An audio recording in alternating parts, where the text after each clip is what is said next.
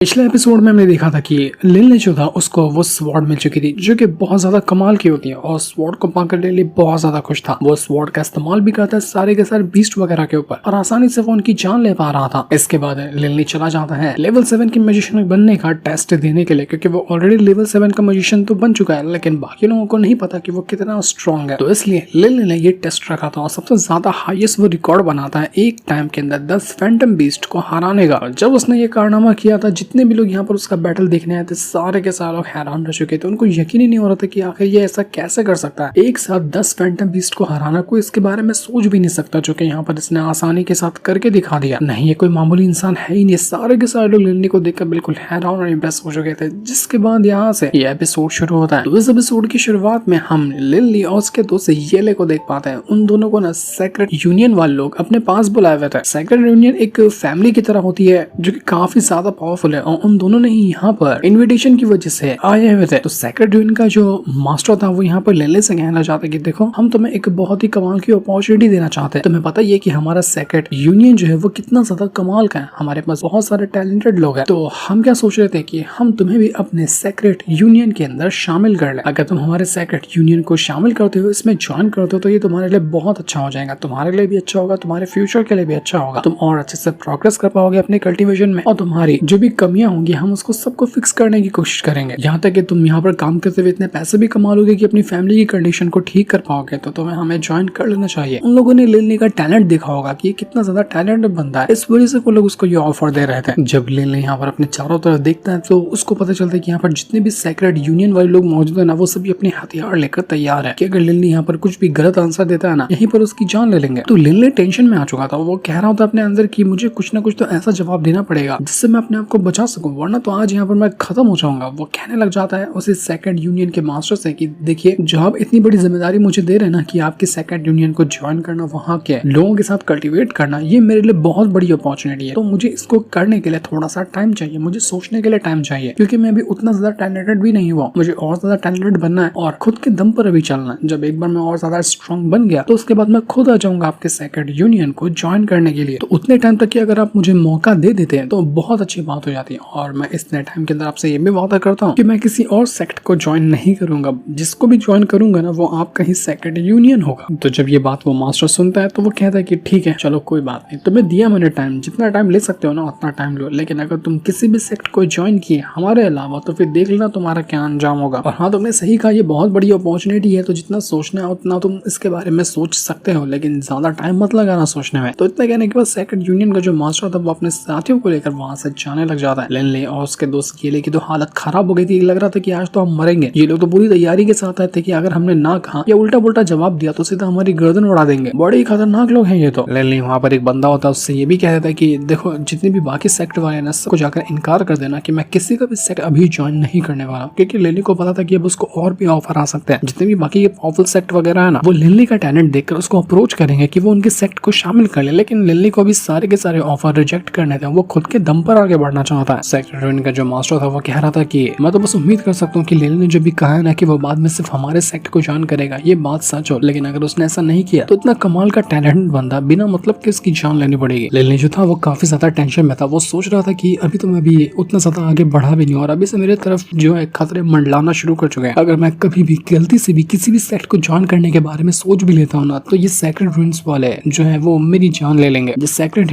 Union वाले बहुत ही ज्यादा खतरनाक है। लेकिन मुझे पता था कि ऐसा कुछ होगा। जितना अगर मैं खुद को और स्ट्रॉन्ग बनाने की कोशिश करता जाऊँ, लोगों का ध्यान तो मेरी तरफ अट्रैक्ट होगा ही। मैं कितना भी कुछ क्यों ना कर लूं, अकेले में छुप छुपा कर कल्टीवेशन में आगे नहीं बढ़ सकता। दुनिया तो इसके बारे में जानेगी ही और इस वजह से बाकी लोग भी अट्रैक्ट होंगे मुझे अपने सेक्ट में शामिल करने के लिए। लेकिन अगर मैंने ये किया तो मेरे लिए तो बहुत बड़ी गड़बड़ होने वाली है। इसलिए उसको समझ नहीं आता कि वो करे तो करे क्या। वो कहता है कि जब तक मैं एकदम ज्यादा स्ट्रॉन्ग नहीं बन जाता तब तक कि मैं बस यही काम कर सकता हूँ कि मैं किसी और सेक्ट को ज्वाइन ना करूँ, तभी जाकर मैं आराम से रह सकता हूँ। उसके दोस्त भी इससे कहते हैं कि बात तो तुम्हारी बिल्कुल सही है। जितना तुमने पहचान बनाई, जितना तुमने अपना नाम कमाया ना, उतना ही ज्यादा तुम्हारे पर खतरा मंडलाना शुरू कर चुका है। तुम तो बिल्कुल भी सुकून की सांस भी नहीं ले सकते। बाकी इधर से या उधर से नया नया खतरा आता रहेगा तुम्हारे लिए। ये ले जो था वो लिली से कहने लग जाता है कि लिली, मेरे पास भी तुम्हारे लिए एक ऑफर है। हमारी जो फैमिली है ना वो बहुत ज्यादा कमाल की है, बहुत ही टैलेंटेड लोग रहते हैं वहाँ पर। अगर तुम हमारी फैमिली को ज्वाइन करोगे तो मैं तुम्हें 100 मिलियन सोने के सिक्के दूंगा। तो बताओ, क्या हमारी फैमिली को ज्वाइन करना चाहते हो? तो ये सुनकर लिली परेशान हो जाता है कि यार अभी तो मैं यहाँ पर सेक्रेट यूनियन वालों को मना किया था, ये को कैसे कह सकता हूँ। अगर उसको उसको हाँ कहा तो सेकंड यूनियन वाले मेरी जान ले लेंगे, लेकिन येले कहता है कि अरे मैं तो मजाक कर रहा था, मैं तुम्हें क्यों ज्वाइन करूंगा अपनी फैमिली के अंदर, जब मैंने देख लिया कि तुम्हारे ऊपर खतरा मंडला रहा है, दूसरी जगह ज्वाइन करोगे तो मैं तो सिर्फ इसलिए कह रहा था कि तुम मेरी फैमिली को ज्वाइन मत करो, मेरी फैमिली के अंदर आओ, चलो हम पार्टी वार्टी करेंगे, खाना पीना खाएंगे, कब से मेरी फैमिली तुम्हें देखना चाह रही थी, तो इसलिए मैं सोचा कि तुम्हें इस बहाने अपने साथ ले चलो, तो जब तुम्हारे पास फ्री टाइम हो या भी कभी कहीं जाने का मन हो तो मुझे बताना, मैं तुम्हें अपनी फैमिली के अंदर जरूर ले जाऊंगा, वहां पर हम खूब इंजॉय करेंगे।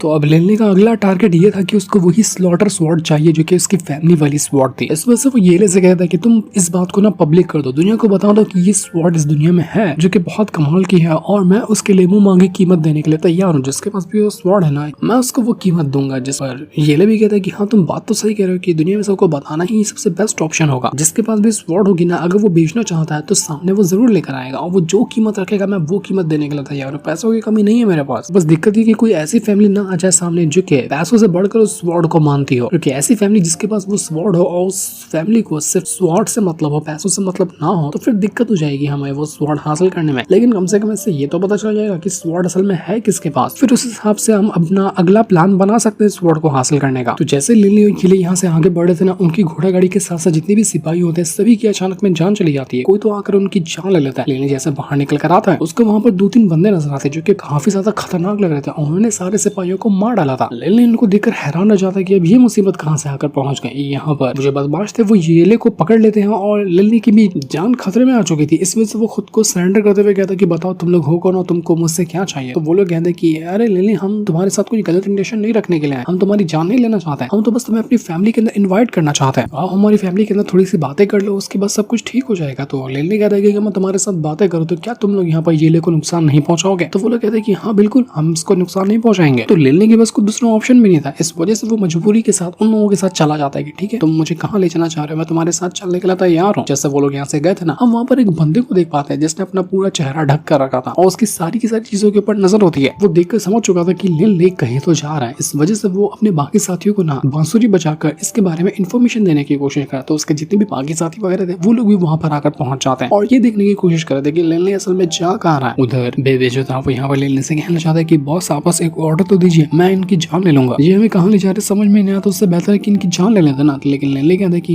ये करने के बारे में मत सोचना, क्योंकि जहाँ तक मैं देख पा रहा हूँ ना ये लोग डार्क चर्च से आए हुए हैं और इनका कल्टीवेशन रैंक आराम से लेवल 9 होगा या उससे भी ज्यादा आगे होंगे, तो इनसे मुकाबला करके अभी तो हम यहाँ पर नहीं जीतने वाले। ऐसे देखोगे आगे क्या होता है, आगे जो होगा फिर उसके बाद से हम अपना अलग डिसीजन लेंगे। तो जैसे ये लोग आगे बढ़ते हैं ना इनके ऊपर अटैक होने लग जाता है। डार्क चर्च वाले जो थे वो कहने लग जाते हैं कि कौन है यहाँ पर, कौन हमारे पर अटैक करने की कोशिश कर रहा है। तो यहाँ पर वही लोग आ जाते हैं जो कि अभी वो बंदा बांसुरी बुलाकर यहाँ पर लेकर आता है उनको, तो यही लोग थे और असल में होते हैं ये लोग सेकंड यूनियन वाले। वो लोग लेने के ऊपर नजर रखे हुए थे कि इसके ऊपर कोई खतरा ना आ जाए या फिर कोई दूसरे सेक्ट वाला इसको अपने साथ शामिल ना कर ले। तो इसी वजह से ये लोग यहाँ पर पहुंचे हुए थे डार्क चर्च के लोगों से पंगा लेने के लिए। वो लोग तुरंत अपनी पावर का इस्तेमाल करते हैं और डार्क चर्च के लोगों के ऊपर अटैक करना शुरू कर देते हैं। तो वो डार्क चर्च वाले भी अपनी पावर का यूज करते हुए उस सेकंड यूनियन के बंदों के साथ मुकाबला कर रहे थे। लेकिन सेकंड यूनियन वाले जो बंदे थे वो काफी ज्यादा स्ट्रॉन्ग थे, डार्क चर्च वालों का उनका मुकाबला करना बहुत ज्यादा मुश्किल था। वो जो बंदा यहाँ पर आया था डार्क चर्च से, उनका जो लीडर था वो कहना चाहता है कि कमाल की बात है, लिली का प्राइस तो बहुत ज्यादा है, जहाँ देखो वहां से उसको ऑफर आ रहा है। सेकंड यूनियन वाले भी उसी के पीछे पड़े हुए, मैं भी तो यहाँ पर लेने को इसलिए लेने के लिए आया था ताकि इसको अपने डार्क चर्च में ले जा सकूं, और अगर इसको पसंद आता है तो वो हमारे डार्क चर्च को ज्वाइन कर लेगा। मुझे लगता है कि सिचुएशन अब बदल चुकी है। सेकंड यूनियन वाले उनसे कहते कि अगर तुम यहाँ पर लेने को छोड़ते हो तो हम तुम्हें यहाँ से जाने देंगे, वरना तुम सबकी जान ले ली जाएगी, क्योंकि तुम देख ही रहे हो कि हम तुमसे कहीं ज्यादा स्ट्रॉन्ग है, तुम्हारी जान लेना हमारे बाएं हाथ का खेल है। तो डार्क चर्च वाले बंदे कहते कि ठीक है तुम लेने को ले जाना चाहते हो ना, ले जाओ, अगर लेने का मन हुआ तो वो खुद हमारे पास लौट कर आ जाएगा। वो लेने से कहते कि लेने अगर कभी अपॉर्चुनिटी लगे ना कि हमारे डार्क चर्च को ज्वाइन करना है तो बिंदास आ जाना, हमारे दरवाजे तुम्हारे लिए खुले हुए हैं। यही करने के लिए तो हम तुम्हें अपने साथ ले जाना चाह रहे थे, लेकिन लगता नहीं कि आज के दिन ये काम हो पाएगा। तो जैसे यहाँ पर डार्क चर्च वाले गए थे, लेने उन सेकंड यूनियन वालों का शुक्रिया करने लग जाता है। सेकंड यूनियन वाले उससे कहते हैं कि देखो लेने तुम्हें ना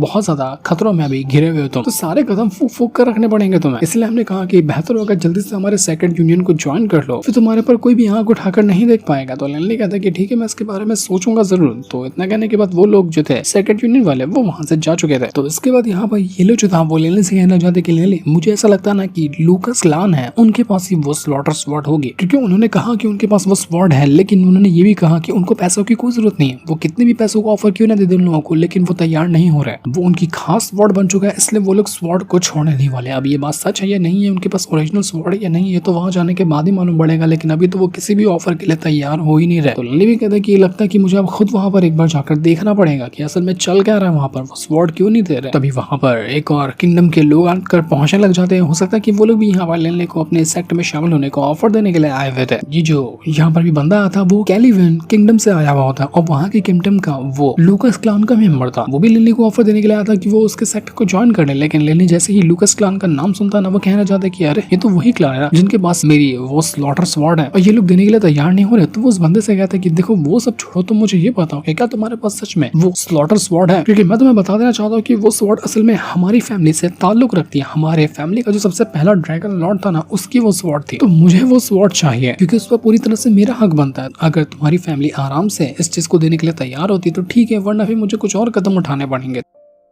तो ये सुनकर वो जो बंदा यहाँ पर आया था वो थोड़ा सा घबरा जाता है और लेनली को अपने साथ ले जाता है वही स्लॉटर स्वॉर्ड दिखाने के लिए। ये लोग आ चुके थे लूकस क्लान के अंदर और यहाँ पर आने के बाद लेनली को वो स्वॉर्ड नजर आती है जो कि एकदम स्टाइल से रखी हुई थी और वही होती है वो स्लॉटर स्वॉर्ड जिसकी तलाश में लेनली था। सबसे कमाल की सबसे बेहतरीन स्वॉर्ड जो कि उसकी फैमिली को आज तक कभी मिली थी, लेकिन ये बिक चुकी थी। उसके फादर ने उससे कहा था कि अगर जिंदगी में तुमने कभी भी उस स्लॉटर स्वॉर्ड हासिल नहीं किया ना तो मैं अपने आप को कभी माफ नहीं कर पाऊंगा, कभी किसी को शक्ल दिखाने लायक नहीं बचूंगा, इसलिए हमारी फैमिली की इज्जत बचाने के लिए वो स्वॉर्ड ढूंढ लेना। और यहाँ पर लेले ने ये काम कर दिया। लेले ने आखिरकार वो स्वॉर्ड ढूंढ निकाला। लेले यहाँ पर वो मास्टर से कहना चाहते कि देखो आपके पास स्वॉर्ड है ना, ये स्वॉर्ड मुझे चाहिए क्योंकि मेरी फैमिली से ताल्लुक रखती है, तो ये स्वॉर्ड मेरे पास होगी तो बेहतर है। तो वो मास्टर कहने लग जाता है कि देखो तुम्हें पता होना चाहिए ये स्वॉर्ड कितनी ज्यादा कीमती है और हमने कितनी मेहनत से इसको कलेक्ट किया है, अपने पास रखा है स्वॉर्ड को, इसकी कीमत का तुम अंदाजा भी नहीं लगा सकते। तो लेले कहता है कि आप पैसे की बस मुंह तो खोलिए कि आपको कितने रुपए चाहिए, जितने चाहिए होंगे ना मैं सब देने के लिए तैयार हूँ। मेरा मकसद इस स्वॉर्ड को हासिल करना है क्योंकि ये मेरी ही स्वॉर्ड है, मेरी फैमिली की स्वॉर्ड है, इसलिए मैं इसके लिए मुंह मांगी कीमत दूंगा। तो ओल्ड मैन कहता है कि तुम